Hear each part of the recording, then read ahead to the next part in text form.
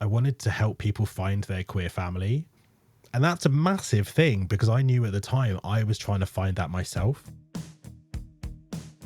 So if you are a long-time listener of this show, then you probably have already heard me get confused and wrestle with the concept of community, because it's something that I've always really desperately wanted and looked for in my life. I've wanted to belong. I've wanted to feel part of something bigger than myself. But at the same time, I really struggle with understanding just exactly what it means. Like, how do you measure what a community is? Like, how do you know when you belong? I mean, you know when you don't belong, believe you me, but like, how do you know when you belong? And what does that feel like? And how do you understand it? How do you make sense of it? Anyway, I think someone who has had a similar experience to me moving through life and has always strived for community and belonging is this week's guest, Steve Whiting. Now, Steve is the founder of an online listing site, Hey Queer London, which started off as an Instagram page sharing events and goings on for people in London. Like, it does what it says on the tin. It shows you where you can go this weekend, what's going on, like where there's plays, dancing, movies, socials, that kind of thing. Anyway, at the end of 2024, Steve made the difficult decision to close Hey Queer London. And we caught up to talk about this newly lost digital space and what it meant for him over the years. Now, along the way, we also discuss another famous lost-ish digital space, otherwise known as Twitter or X, depending on your proclivities, guilty pop pleasures, and how becoming sober changes your interactions with the queer scene. My name's Kay Anderson. This is Lost Spaces, a conversation podcast about lost queer spaces and how they shaped who it is we've become. Why don't we find out more about Steve?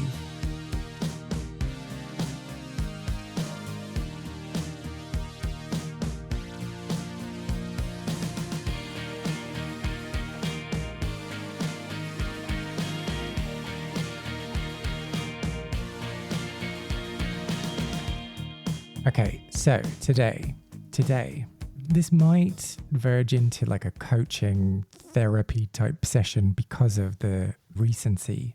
Is recency a word? Yeah. I sound so we can make words up, it's fine. We're allowed to. because this has happened recently. So let's just see how we go. Yeah.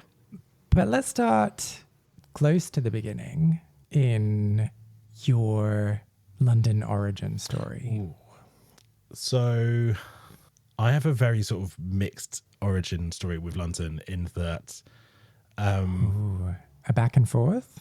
A back and forth. So I grew up in Kent and I used to come up to London a lot as a kid. My mum used to bring us up. I used to point at the tube map and just go, Steve, where are we going? And I used to like find different places in London. So I'm quite used to I grew up with London and having it on the doorstep and coming up a lot. And when I left sort of school before university, I did a few sort of like office jobs in London for different places and filing paperwork at accountancies when there was accountancies with paperwork and invoices. And one of those cool filing drawers things. Yeah, like a proper I used to be given so it was a magazine publisher and I was like, Steve, here's all the freelance invoices for every single person you work with in a magazine, and you need to file them all in alphabetical order. And I used to just do it over like stacks and stacks and stacks of like shelving units, trying to sort all this stuff out.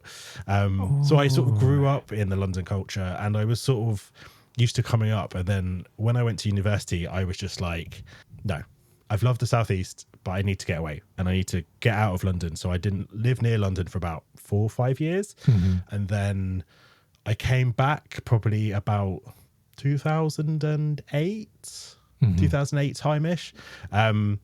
Lived in Cornwall for university. I lived in Plymouth for 8 months, which was the worst 8 months of my life. And you chose to do that. And I chose to do that Ah. because I was determined when after university, I was like, I'm not coming back to London. I wanted to have a different experience of the UK differently, live in a different part. I wanted to work in Manchester, but I found a job in Plymouth for a TV company and I was like a runner there and it was fine. And then Glowing review. glowing review. Well, I had a very hard time in Plymouth. I had a very hard time in Plymouth. I had a boyfriend. We broke up. I then sort of was living in a city where I knew absolutely no one, doing a job that I absolutely hated. And Wait, you I just said it was fine. yeah, this is me saying it's fine, and then actually it was horrible. I struggled personally to make friends, and then I managed somehow at a time of recession to persuade this company to move me to their London office so I could then work from live back at my parents and commute up every day. And then from that point, I just was back in London and then never left. So I as I said, I grew up and I got to know the city, but it wasn't until I was till about 2008, 2009 that I really sort of threw myself into London queer culture and understanding the city as an adult. I think when you see it as a kid, it's very different. You've got to see all the bright lights of Soho and Carnaby Street, and it's really cool. But then you see it differently when you're an adult and you're working here and you're having to have money and go out and make friends in the scene and get to know people. But so let me just pick up the statement you made around not wanting to move to London. Why? Why not? I think I'd felt that, for me, I like change. I like somewhere different. I wanted a challenge of seeing how different people live in different sort of parts of the city. I realized with the UK is everything is so London centric. Yeah. Everything is London centric. And I was like, there's got to be something different out there. And there's got to be a different outlook. And at the time, I just done a degree in broadcasting. I was into TV and radio. The BBC were about to move all their people to Manchester. There was this huge sort of cultural shift happening. And I thought, it's really exciting. Let's try. I felt like coming back to London was a bit like being defeated in a way. I was trying so hard not to live here. And I was like, I've got to come back. Oh, okay. So I sort of made use of the city differently. But why is that defeated? Was it that when you went to university, you were like, I'm never coming back, fuck yous all, and then you realized that maybe you needed London? Or... Yeah, sort of. When I was picking my universities, so growing up in the Southeast, most of my friends were going to Brighton or Sussex or very universities that in about an hour from home. And I went, no. I'm picking the two furthest universities from where I am right now. And my last two choices was University of Falmouth in Cornwall or University of Cumbria in Carlisle. And those were literally my polar opposite ends. So it's 5 hours each from the southeast were my two choices. I ended up going to Falmouth because it was by the seaside and not in Carlisle, Not in Carlisle. Yeah. And I found a better course. And I was like, this is very much different from my way of life right now. And I was ready to escape and just be something different. It's just interesting given that most people that you talk to are like, I ran away and I moved to London and it's gonna take over the city and become this amazing thing, and you were like, oh no, I failed, I've got to move to London. Got to move back. Yeah, it was just a weird thing. I just fell back into life here. It was the center of everything. It's where all the jobs were. It was where all the opportunities were. It's sort of... But it wasn't a brand new adventure. And I guess I would see the city very differently if I did see it as a brand new adventure. Yeah. So what do you remember then most about those first days of coming back, tail between your legs, forlorn, mad at yourself? Mad at myself. It was very different for me because when I left, I wasn't out. And so when I came back... I was out and I was working out a lot more of who I was and what I was trying to bring to the world. And so then let's stop there just quickly. The coming out bit, that presumably happened at university. Yes. Yeah, it did. Well, sort of, it was different to most people. So most people would say that I had friends who as soon as they moved to university, came out and it was their new life and something. It took me 3 years of university, 1 year of being a student union president before I was able to come out. So I came out really late. Because you were still figuring it out or because you were afraid to bring it out? So I was still figuring it out. I'd sort of known since I was a very young age that I was different and that I was gay. And I grew up in a very white middle class background and Christian upbringing. So there really wasn't, I didn't know any other gay people. You went to a school in Section 28 era where no one could talk about being gay and there was no one to talk about being gay to. So I spent a lot of my teenagehood hiding my feelings, hiding who I was, thinking that this was just a phase. And then a couple of times I nearly came out when I was younger, but it just wasn't the right time. And when I was 18, I sort of half came out to my mum and she went, how'd she sort of say it? She sort of said it in a way of like, I don't think you're ready yet. And so I went back in the closet. And it was a protection mechanism from her. And I understand after lots of therapy why she said that, but it was a protection mechanism. So I sort of... And that is what she meant then. It wasn't that like her words were misinterpreted.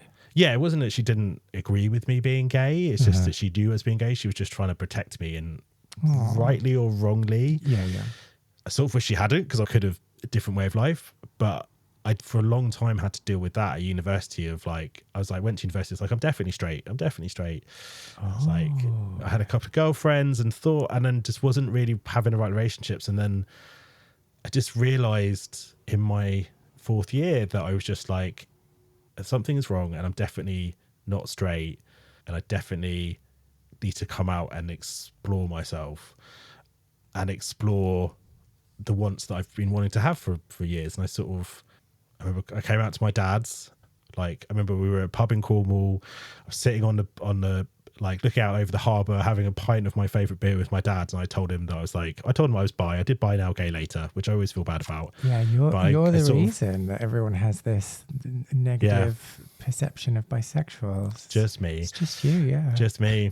But yeah, no, I came out to my dad and I was just like, because I was too scared to come out to my mum. So I came out to my dad first and said, I'm coming home in 2 weeks. I'm going to come out to mum and tell her. And he was like, okay, fine. So I came home, like was dealing with all these emotions of it and realizing who I was and all this stuff. And I got home from Cornwall, came back to my mum and she just sort of went, oh yeah, I know, don't worry about it. And I was like, oh. So this sort of weird like thing that I'd spent probably my 18 till 23 dealing with and working, like trying to hide it from myself and be like, this can't be true. And then coming out to be like, no, it's fine. We know. I was like, okay, it's this weird like anti-climax. But wait, let me just fill in some of the details here. So you tell your dad that you're going to come out to your mum in 2 weeks. Did your dad tell your mum when he went home or did he keep it to himself? And so when she said she knew because she knew who you were and she'd watched you grow up. I don't know. My dad has never said. He couldn't keep that to himself, surely. He probably did say something. And I think they all knew, like my brother knew, my sister knew, loads of other people knew. I just didn't click to myself that I was happy to do it until that time. And it sounds as though there's a little bit of frustration in her response. Yeah, I think I would have liked some celebration. Okay. Like you want some bit of like, you've spent a long time working out who you are. Mm-hmm. And you sort of want to be celebrated for it. Like coming out is a big thing when you suddenly you click and you're like, this is who I am and this is who I want to be. And I can accept the things about me that I've been trying to push aside for years. So I remember one of the first things that I thought about was like, oh, I can admit that I like Girls Aloud now. Like I never thought I could admit it before. I knew all the words to all the songs. I was like, oh, I can admit I like Girls Aloud now. Oh, can we just quickly talk about this doesn't happen to kids anymore. And so like, I'm going to get on my like in my day kind of thing. But you used to have to go into record shops, pluck up the courage to buy the really embarrassing records that you liked. There's just so many layers of bravery involved in doing that. The kids don't know what to do now. They just like type something into Spotify and then it's there. Yeah, I was lucky that when I was 11 is when Spice Girls came out. Mm-hmm. And I remember that summer before I went to secondary school, I think I got given one of the first album or the second album I got given on. Wait, someone just gave CD. it to you? I think I got given it for Christmas or something. And I got given it as like, someone just gave it to me because it was so popular at the time. I think it was just like everyone was into it. So they weren't like, I think you might want this. Yeah, you like Wannabe, Steve. I remember like, yeah, so I just liked the Spice Girls and everyone did. And I was part of that Spice Band. And so I sort of got away with it. I probably didn't. Then did that teenage grunge phase of trying to like not talk about pop music, and all my mates were into like Papa Roach and like new metal and all of that stuff. I know. I like look back now and I was like, oh God. But like I used to just listen to all of that stuff and bring all of those CDs out, and you couldn't explore. Like CDs were so expensive, you didn't have the money. You just sort of had to grab something and hope. But I remember like I got Spice World. I remember I cheated my parents out of some pocket money once, got them really confused and got them to give me extra money so I could buy the first Steps album. That's a step too far, I think. Oh no. Well, then the next thing I did was at my 14th birthday party, I made my groups of friends at this point all learn the dance to Tragedy. And I was like, none of them knew. Okay, well, hang on. So were your parents in the vicinity of this? They were. They were there. They knew. They sort of was like, oh, Steve's just being probably extra or something. I'm not going to be one of those people that says they knew. They knew. They knew. They knew. Well, they just didn't know how to deal with it, or they didn't really sort of understand it. Yeah, they didn't know how to have that conversation with you and affirm you, which is the thing that's kind of most important then. As far as I know, they didn't have any gay friends. There was no one who they would have... Like even in their circle now, there wasn't no one at the time who I would have thought, oh, they would have gone to like, oh, he's gay, he can help Stephen out or something. There wasn't anyone like that at all. So it was very different. There was no one you could you kept it to yourself because you just couldn't talk to anyone about it because there was no one to talk to. Yeah. And they didn't have the tools. Didn't have the tools. Yeah. But okay, so you came out, you were like, whoa, I can actually openly talk about Girls Aloud now. Yeah. You had a relationship with someone in Portsmouth. So by the time you came to London, you were kind of like properly out of the closet at this stage, or were you still tentatively stepping your big toe out? I was definitely out. When I came back to London, I was heartbroken from my first relationship, like absolutely heartbroken. So I came back to London completely broken, wanted a boyfriend again, was trying to find... So I wasn't sort of the like, oh, Steve's back and he's out on the town and he's trying to pull everyone. It was like Steve's back and I was like... He's a sad puppy. He's a sad puppy and he's trying to look for a boyfriend. That was, it was sort of, it was... yeah, which is a very different way of coming, like, of experiencing London when you're that age as well. And so did that manifest in the way that you would go out to clubs or bars or whatever and then try and attach yourself to the first person that showed you any attention? Yeah, I think so. But I didn't really know many people at all. I think I used to go on dating apps. I think it was Gaydar back in the day was the only thing. Mm-hmm. So I used to go on Gaydar to find people, or very early stages of Grindr, to find people to like and to meet up and go on dates. And I sort of was always looking for someone to date rather than anything else. I just wanted to feel comfortable and settled again, and I didn't. And I was always trying to attach myself to find people. And then, but the lucky thing was that at the time I sort of created a network of friends through the early days of Twitter. Because when I came out, Twitter was just becoming a thing. And then when I moved to London, I met my first housemates on Twitter.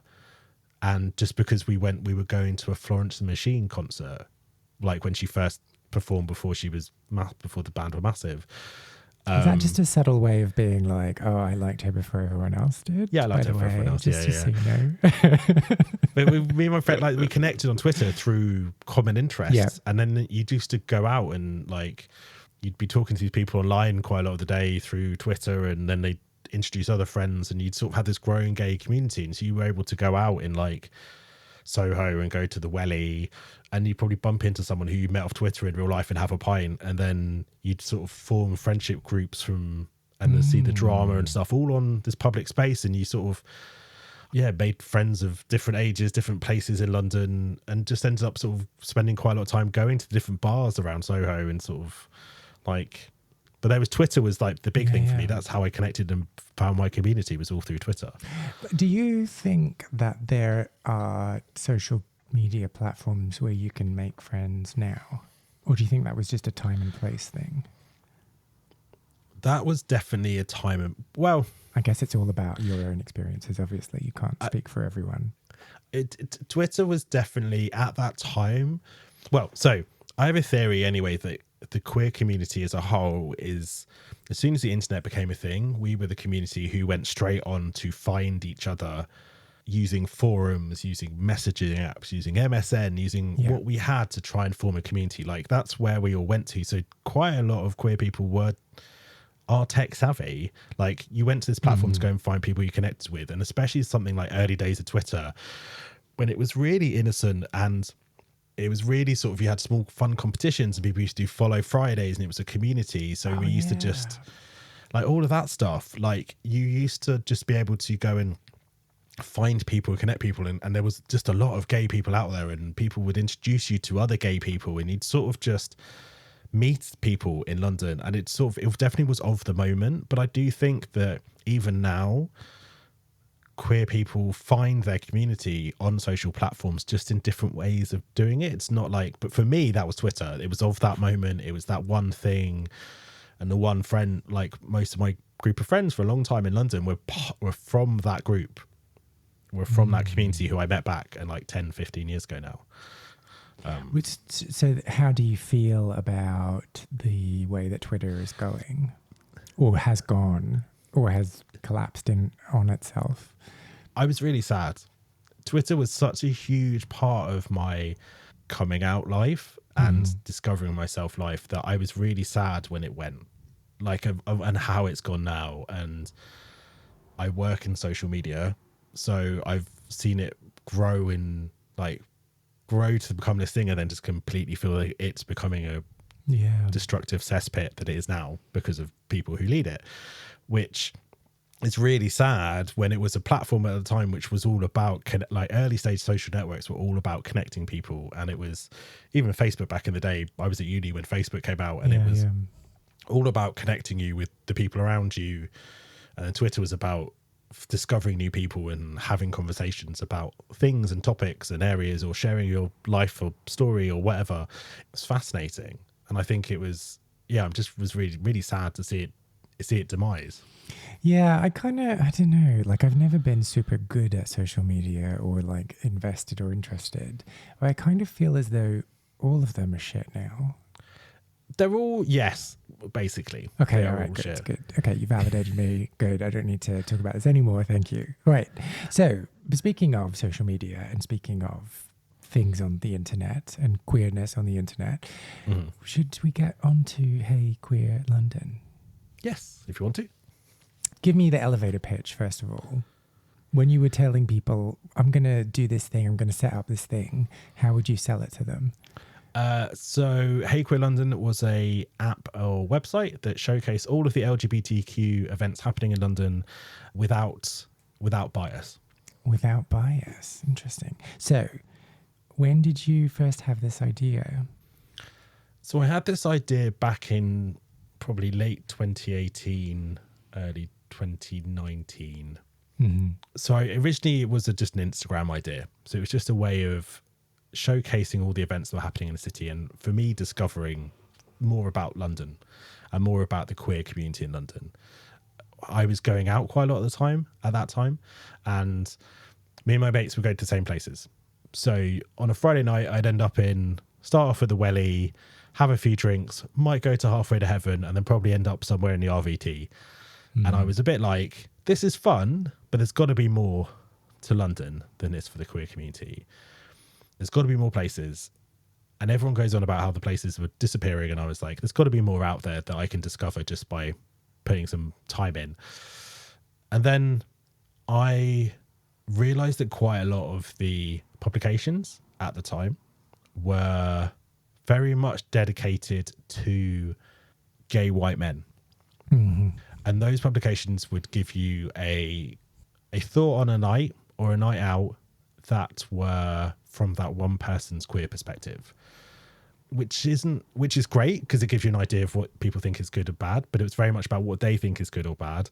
And everyone has a very different queer experience coming out, and we all want different things from the queer community, and we all want to connect with different types of people. So I wanted to create something where people could go and find their queer family and queer community without being told what's good or bad, because my favorite night might be your worst night in the world and you don't ever want to go there, or you might be like, I just want to go to a different up and coming bar and I want to see some different drag, and so I want to go to East London. Yeah. Great, fine, amazing. You don't have to go to Clapham to do everything. You don't have to go to Soho. There's other places, and I'm happy to show you where stuff is. So I try to just pull together listings of where everything is happening in the city, because I realized that also quite a lot of these listing sites didn't showcase everything. They would showcase just gay men's nights. They'd showcase lots of sex orders, and there's nothing wrong with those. And I was like, totally fine. But I was also like, there's got to be more to this city. There's got to be more than what's in these publications that you're just not finding out about. So that's what I did. I just grabbed my laptop, lots of Google searching, going through websites, going through Instagram, going through Twitter at the time and social networks, just to try and find these different things that I thought were amazing, but also that were queer, and make a listing site with them. And so it probably wasn't like a moment, like a lightning bolt, but do you remember like when you first had the idea? I can't remember the lightning bolt moment. The way that things work for me is I have an idea and then I go and get the social media handles. Well, that was going to be my follow-up question. So how long from having that initial idea to being like, hey, everyone, I'm doing a thing? So I got the handles, I think, in like January, February time that year of 2019. And then I think I started it fully in the summer. It took me a while to sort of process how I was going to do things and how I wanted to do things, and also sort of see what was out there, because I basically had my laptop, a Google sheet with data, and was just going out and finding stuff. And how much of that time was you talking yourself off the ledge? I probably should explain that question. I guess I'm fascinated by people that just go and do the thing that they want to do, because I think that's great. And I think there needs to be more of that, where you're just like, I'm just going to go and see what happens and do it. But I also know that we're all programmed. Well, not all of us, but lots of us are programmed to think like, oh, don't look above your station. Don't think you're better than you are. Who are you to do this? Blah, blah, blah. And so there's all those voices that you're having to contain and ignore or actively confront. So that's why I'm asking that question. And I just like really interested in your experience of that. Yeah. So I've always had this thing in me where I've always wanted to invent or try something new in a way, of like, even a kid creating weird inventions for my parents' house. Like I always wanted to try. I was like, I'm going to try this and see how it works.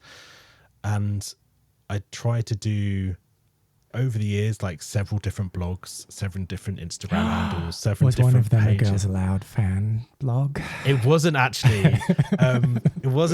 It was, I did a film blog. I did a photography blog. Used to do Polaroid pictures back before they were sort of, we used to have a Polaroid camera and started taking those pictures in the early days and sharing them online before now they're like massive. Everyone's got one. It's a thing. It was, and I used to fascinated by finding these trends and seeing what I could do with it. And with Hey Queer London, I was just talking to friends, I think, and they were like, we just sort of need this. We don't really have it. They don't really go anywhere to find events. So I was like, I'm just going to just do it. And I wanted to feel part of my friendship group at the time. So I just went, I'm just going to create it. So I sort of just took the step and was like, I'm just going to do it and see what happens and learn. Like the key thing for me was always learning. Like I knew that by doing it, I was going to discover something. I was going to learn more about the city that I lived in. I was going to find these new events. And I was fascinated by that. I was fascinated by the opportunity. But so there was never any moments of I'm shit, I'm terrible, why would anyone care what I have to say, I'm crap. Oh, all the time. Oh, okay, good. All the time. Like there's, over the 5 years of me running that site, I had a lot of like imposter syndrome a lot of the time. I several times stopped it, several times didn't know whether I was going to carry on, several times was like, do I showcase who I am? I'm the voice of this, or if I become the voice, does it make people think there is actual bias? Like, okay, we're gonna explore all of this, but let's go back to the beginning of this first. Yeah. So you've launched it, you've done it. You're like telling friends, I'm doing this thing. do you remember the moment or moments where you were like, this could actually be a thing. This might work. I think at the time, as I saw the sort of followers numbers grow, and I know that's a really vanity thing to say, but I saw people were connecting with it, and I saw people were like, I could see people sharing it, and people were sharing events, or they seemed to be connecting with what I was doing. And I saw that as interesting. And I think that's what pushed me to carry on, was just like, I could see things growing, and I could see things becoming, there was potential. I could see this potential for it to become a thing. And so the ideas started to form. I did it for free for 3.5 years. No pay, no money, just my own money. And I just, used to do it for free and to find stuff. And it was, I thought it had potential, and I was like, I'm just going to push through and do it. People don't realize how much work all this stuff is. No. Oh, it's such a faff. I wish it was as easy as it seems to be. Yeah, and the thing is, like, if I had coding skills and I had all this stuff, I would have like pulled this all together really quickly. But I just thought I want to test and learn, and things developed. So things went from a spreadsheet, and then there was one Christmas where I just had enough, because I didn't have a life outside of that. Like, I would go out, and then I was like, I need to do Hey Queer London every weekend, and I sort of didn't really. My personal life changed, and I was just like, I don't really have anything. It became my everything and my focus outside of work. And one Christmas I got really annoyed, and I was like, no, I need some time off. So just stopped it for 6 months. And in that time is when I went, A, I need to be paid, and B, I need to learn something new. So I ended up discovering things like no code tools like Airtable in a really geeky way. And then I put everything on Airtable, and I spent a good sort of 6 months learning how Airtable works properly, to then how I could use databases. How does it work properly? Because I just think it's like a fancy Excel. It's like a fancy Excel, but also a database, but also a CRM system. Okay. I also learned how to do, like, I think the Instagram channel became about 15,000 followers, and I was like, I need to become like treat this like as if I'm a proper influencer. I need to start charging people for the space. And so I built a whole system to charge people and to get people to share the information and how that worked. And I just I loved it. I loved figuring it out and figuring out how it worked and how to create it. So let's talk about, I keep being like, let's go back. Sorry, I'm being annoying. Let's go to the point where you were like, I'm a bit done with this. I need to stop. What does that feel like? It's a really hard point. I was so frustrated. I wasn't feeling like I was getting any love from it. I was feeling quite down and quite low. And I was trying to go out with, I think this was like, so I did this all through the pandemic. And this was after the pandemic. And I was just like, I want to see my friends. I want to go out. I think I was going to Birmingham to see friends and go out and have a weekend away. And I realized that my weekend was going to be taken up. Like, I was having to spending my whole week before preparing to have a weekend away. And I was like, that's not right. I'm doing this all for free. People don't realize that. I'm not sure I'm getting enough like attention or about it. And I was like, I just need a break. I was like, something needs to give, and this needs to be the thing that gives to give me the break. If that answers your question. No. But how does it feel? Yeah, it felt sad. I was disappointed. Disappointed in? That I couldn't carry on, that I couldn't work through this thing.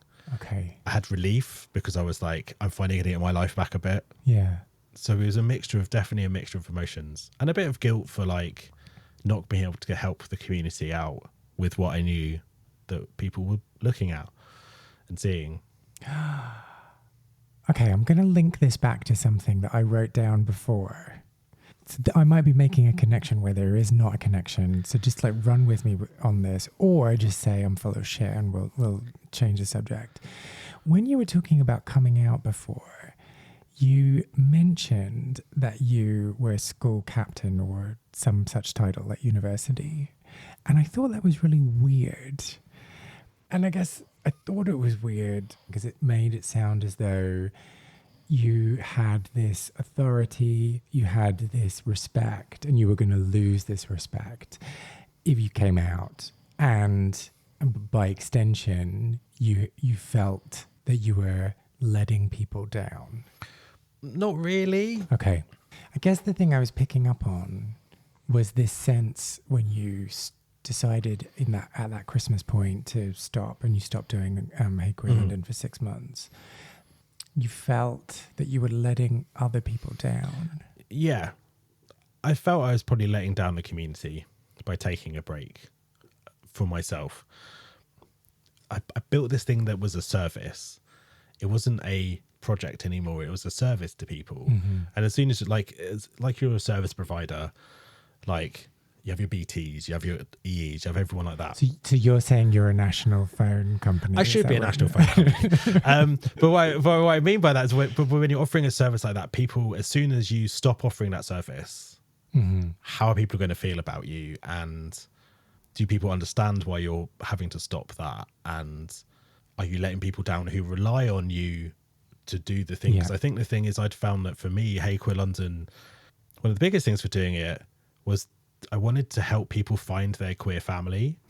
And that's a massive thing, because I knew at the time I was trying to find that myself. I was trying to find those people who I could surround myself with and have this sort of external family who are different to my family, my biological family, and have these connections with. And I think I just felt I was letting those people down who had come to London, didn't really know anyone, and what I was offering was something to help them find those people. And I think I just felt that I'd let them down by doing that.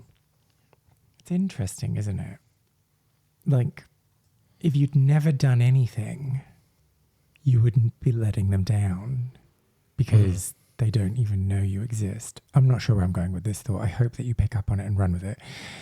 But because you've done something, you suddenly feel like there's this expectation from them when they should just be happy that you've done something for them in the first place. Yeah, I get that. There was just, I put a lot of pressure on myself to deliver it. And I think I built a lot of my feeling of who people were around experiences with it, and who I was connecting with at the time. But was there something about your own value being wrapped up in it? Yeah. Hey Queer London was very much a personal project for me. It's very personal. It was a way of me doing something that I knew would help other people. I knew that I was going to be of value to other people. And that's a really hard way of saying it, but I was able to prove my value by doing something for other people, to feel part of a community and feel part of a group, because I could offer them something that they wanted. Because I knew people always talked about it, like, oh, I don't know what's going on, I don't know what's happening, and oh, if someone had a service that did all this, I was like, oh, okay, maybe it's just create a service that does all that, and then I'll be of value to people. And then when you mentally have to stop, like, am I just letting everyone down? Yeah. So then let's talk about that stopping then. We've talked about how it felt to make that decision and to be like, this is what I'm going to do. How did it feel in the months when you suddenly had all this free time? You didn't have to look at your Excel spreadsheet. You didn't have to like do anything. What does that feel like? For me, it was a very different creative headspace. I was able to sort of focus on other projects. I always have a lot of other little things. Like I'd also set up a queer film club at the same time called the Pink Popcorn Film Club, where I was, again, another project where I was trying to help people discover queer cinema and help people discover, like, you watch RuPaul's Drag Race and someone will make a comment about something and you don't know where that reference comes from. And actually quite a lot of queer culture is based on references, like historical references. So you showed Showgirls. Like Showgirls, of course, which I've only just watched recently. But that's by the by. But Showgirls, Heathers, like early Drag Race, first couple of seasons, they talk about the Heathers, and then you have to watch, like, understand Heathers. And I felt like I hated being in queer spaces when someone was like, oh my God, I can't believe you don't get this reference, or you don't. Oh, and I've just done it to you. Sorry. Well, no, I get the reference because I watched it. But like, I mean, come on, if you've not seen Showgirls, anyone listening right now, if you've not seen Showgirls, you seriously see it. Like, yeah, you need to watch it at least 27 times. Showgirls is an amazing film for queer culture. And there are so many other queer culture films. And I think I built Pink Popcorn Film Club to help people discover that. So I was going to sort of like, Hey Queer London was sort of stopping So then I was going to focus on that for a while and focus on the film side, and I was going to bring up film nights, and I had all this like ideas to do these big projects, and it didn't feel right at that time. There was something not gelling with this other thing, but I wanted to have the headspace to explore creatively and do other things, really. So when did the itch return? So the itch returned from a conversation with my friend Paul, and he knows he's to blame for this, but he was like, "You've just got to bring it back. I don't know what you're doing stopping. That You've doesn't just got to sound bring like it an back." itch. That sounds like someone hit you over the head with a mallet. Yeah, I mean, it was a bit of a hit of it. But like for months I would see him and he was like, "You've just got to bring it back. And I think you miss it. And I think you want to do something." And I was like, okay, maybe I do. It's like the light came back on and I was like, okay, I'm going to spend some time turning this into what I think it should be and how I want it to be. Like, I got a proper logo designed. I was like, if I do this next, it has to be a web page. So I learned how to use Airtable and then find no coding app tools to turn it into an app. And then other tools to how to do payment methods and things like that. And I was freelancing at the time and I had some spare time. So I was like, I'm just going to put my energy into like learning and discovering to make this into what I want it to be. And then that was it. I launched it late. I was going to launch it in July. I didn't relaunch it till about August that year. But it's like, yeah, I was like, this is great. It's an opportunity. I can make it into the thing I want it to do now. I got t-shirts printed that I'm wearing now. It's like, I got stickers done. I got badges done. Like before then I designed everything myself. All the branding was all me, using in Canva or like any free tool on the internet to design something. Like it was all, I did it myself. And I was like, actually, this is a chance to turn it into a proper brand. And I was like, I had this vision of like, Hey Queer London could then become Hey Queer Brighton, could then become Hey Queer Manchester, could come Hey Queer Birmingham, could then come Hey Queer UK, and then Hey Queer Planet. And like all of this, I could just see this thing growing and it's becoming a thing that would be like really helpful to a lot of people. And it felt like it was the start of something that could become massive. So what happened? Hey Queer London became massive, like it became bigger. But it was still taking up as much as my time as possible. Yeah. It was just me on my own with a laptop, very lonely, could not struggle was like, I'm going to make enough money to try and bring in someone else. And I just couldn't make enough money to bring in someone else. And I wanted to turn it into a queer business and started talking to different business people and trying to build connections and stuff. And they just disappeared. I never found the support to help me build it. And I still realized I was on my own doing this and was chugging away and was just like, I'm going to continue doing this. And at the same time, like I've been sober for 5 years now and being sober in a queer scene's a lot. And also doing an event, well, doing a project where is based around going out and getting other people to go out is quite a mentally taxing thing when you're sober. And you're trying to work out your own sobriety and how you work out on the scene. And I had that going in my head at the same time and being like, am I this person I want to be right now? Like, do I want to leave my legacy? It's always with all gay people and queer people, it's all about legacy. We want to leave something behind. And I was like, a mess. Do I want to be... I want to leave a mess. Yeah. Leave a mess for other people to do well. I mean, that's the best thing. I want to leave a nice bench somewhere. That's what I'd be happy with. But I just want to be able to like, I could just see this potential and I just couldn't get there. And I was trying to find it deep in myself to push myself to get to that stage. And I was like, if I want to make this into a big thing, then I have to start going out more. And I have to start beating every single bar owner in London and building these connections and doing the stuff. It's like treating it like a startup. And I just couldn't find the energy in myself to do that. Yeah, it just wasn't there. And I was getting a lot of more love and support from the community. When I became more professional, when I turned more into the business side, it became more professional. Lots of connections, people saying how much they loved the project and how they wanted to push their nights and their events, and people saying how it's been really helpful to them. And that really kept me going at some of my lowest points. But it was, I got to a stage where I was like, I need to make a change in my life, and maybe it's better to stop this now while it's on a high and say, thanks very much. And stop and just be like, I know I'm letting people down, but I hope that I've inspired people. Like I've inspired people to make a change and to build something that I couldn't. I was like, if I've done that, then I'm happy. Like a lot of changed me over the last couple of years as well. I dealt with a lot of mental health problems. My mum passed away.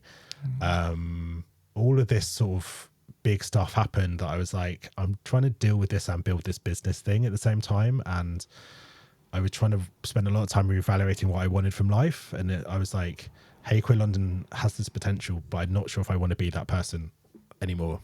So that's why I decided to take a step back and sort of rediscover myself and what I wanted. I'd also started a full-time job again, and you can't like do a full 5-day job 9 to 5 and then try to go back and do Hey Queer London. I was just exhausted. I couldn't do it. I just lost all my energy, and I was like, I want to go and enrich my creativity, and I can't hand it over to someone, and I can't really give it to someone because it's so interconnected with who I am. I was like, I've just got to stop it, and it's best to leave it as a memorandum for what it was, for the time that it was. So how does it feel today? How do you feel today about that decision? I don't regret it now.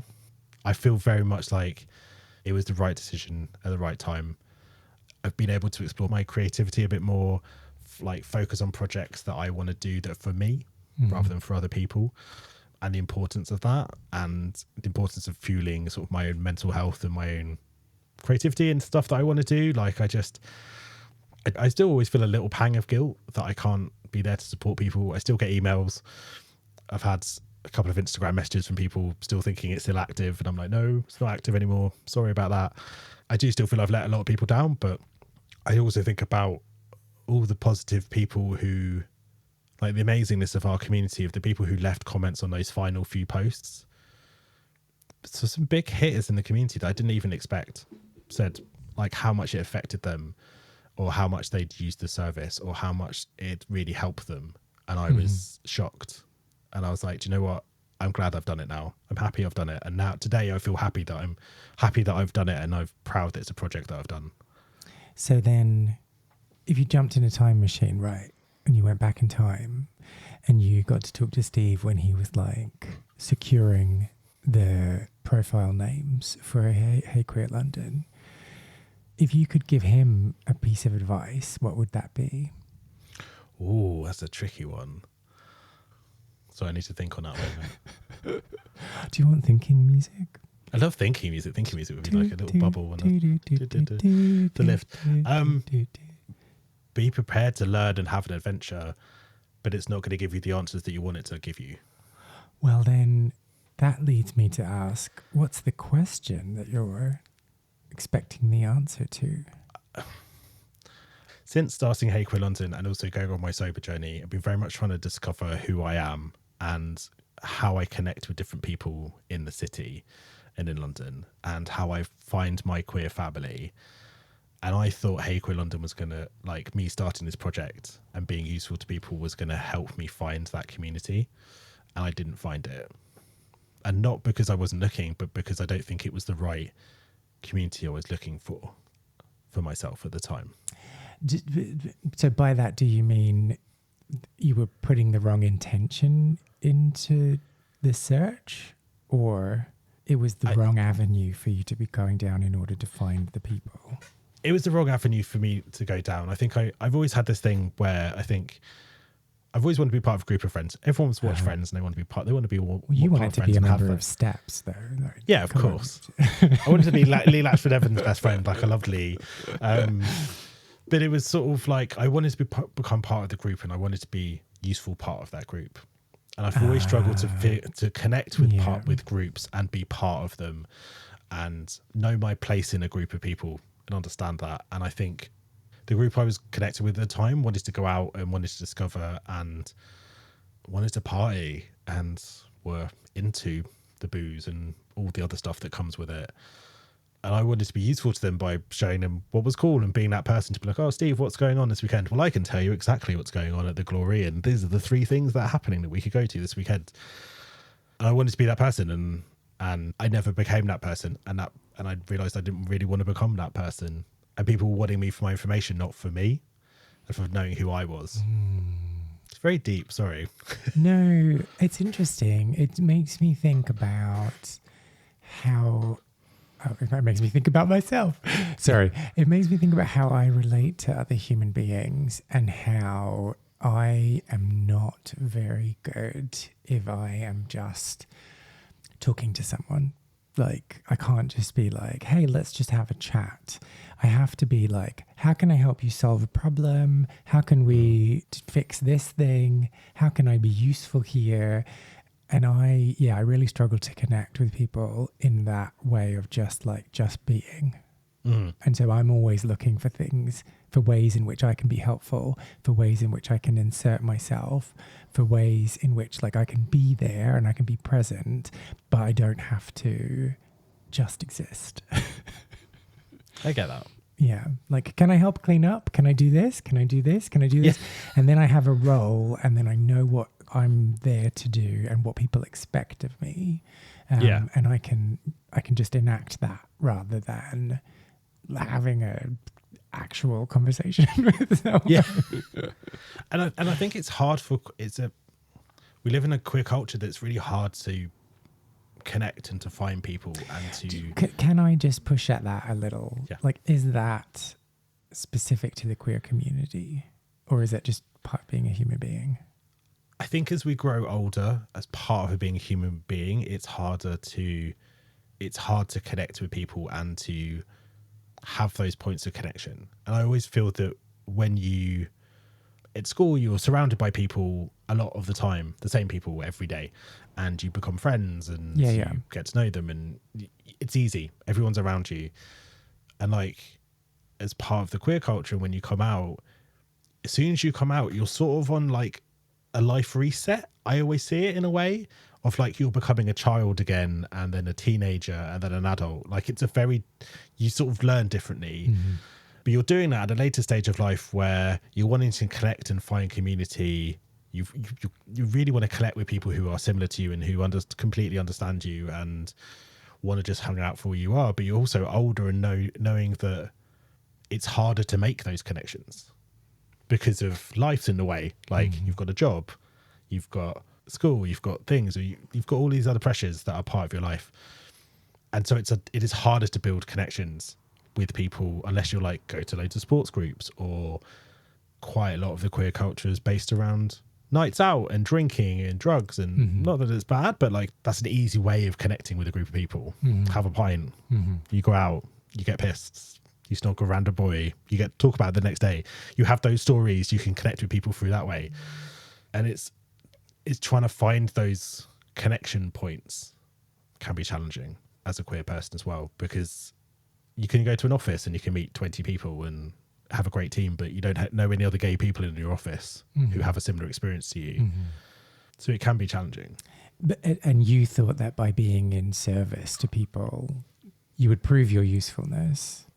Yeah. And that would forge friendships. Yeah, would forge friendships, or people would want to spend time with you because you're able to offer them something different from... Aww.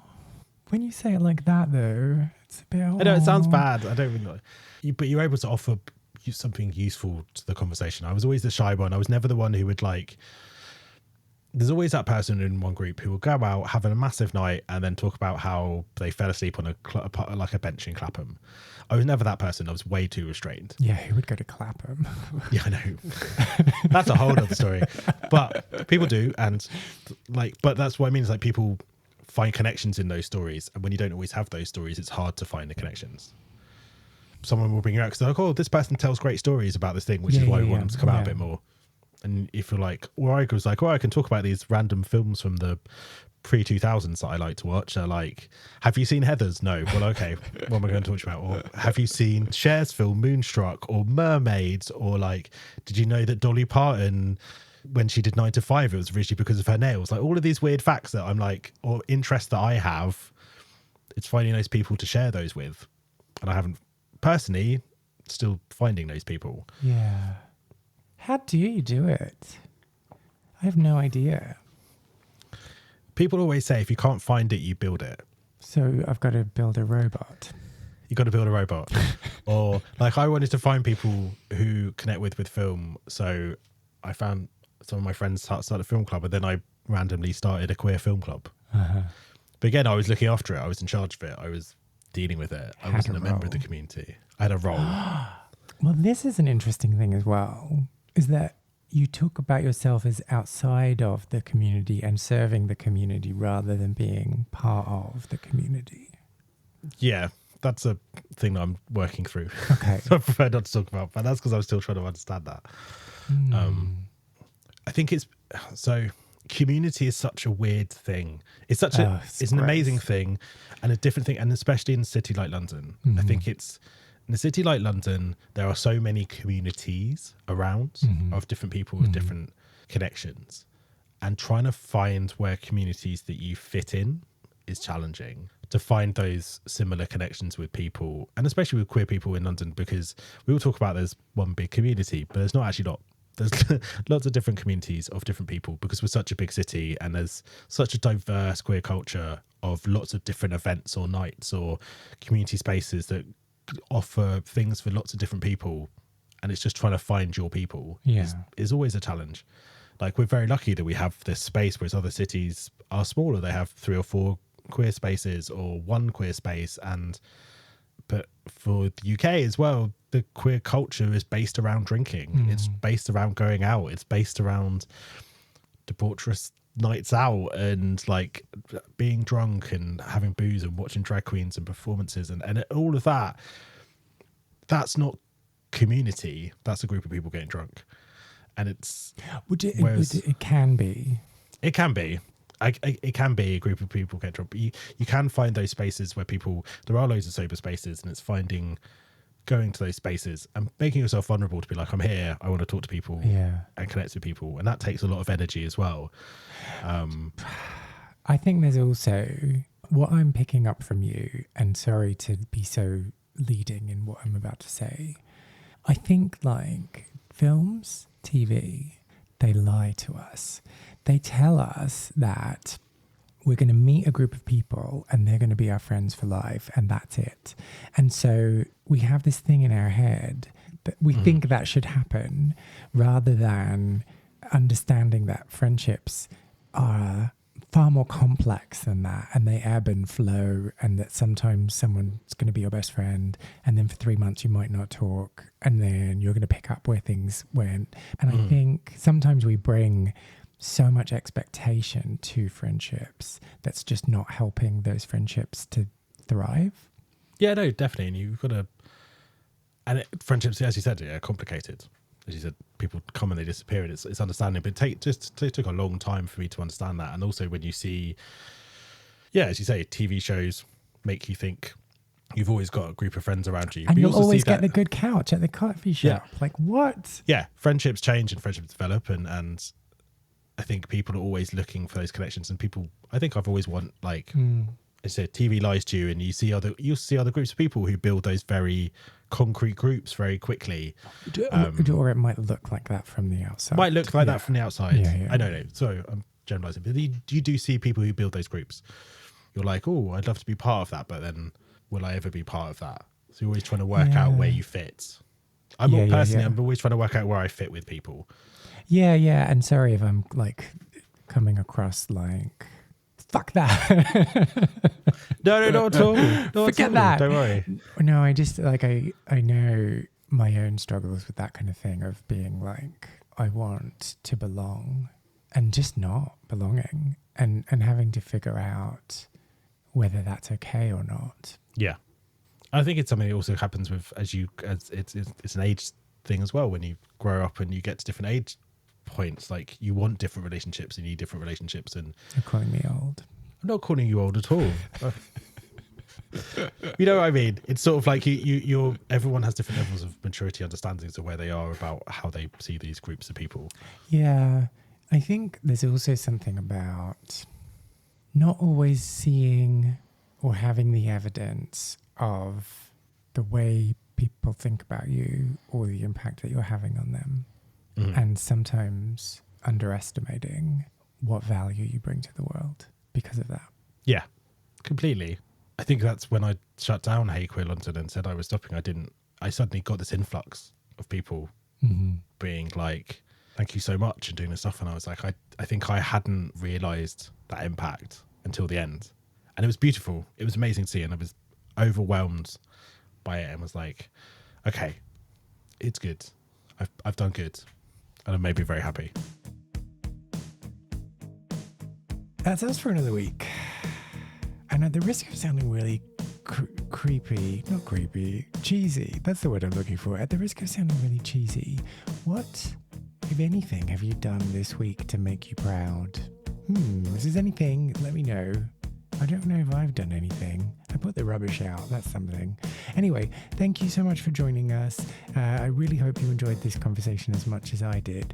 If you did and you want to find out more about Steve, then you can go and follow him on Instagram at Original Steve. And if you want to go and snoop on the Hey Queer London Instagram profile and get a better sense of what Steve was talking about, that can be found at Hey Queer London. And that's London LDN, so take out all the vowels.